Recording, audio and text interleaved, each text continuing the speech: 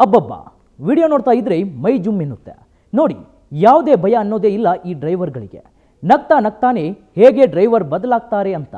ಹೌದು, ರಾಜಸ್ಥಾನದಲ್ಲಿ ನಡೆದ ಆಘಾತಕಾರಿ ಘಟನೆಯೊಂದು ಪ್ರಯಾಣಿಕರ ಸುರಕ್ಷತೆಯ ಬಗ್ಗೆ ವ್ಯಾಪಕ ಕಳವಳವನ್ನು ಉಂಟು ಮಾಡಿದೆ. ಇಬ್ಬರು ಬಸ್ ಚಾಲಕರು ಪ್ರಯಾಣದ ಮಧ್ಯದಲ್ಲಿ ಸೀಟುಗಳನ್ನು ಬದಲಾಯಿಸುತ್ತಿರುವ ವಿಡಿಯೋ ಸಾಮಾಜಿಕ ಮಾಧ್ಯಮದಲ್ಲಿ ವೈರಲ್ ಆಗಿದೆ.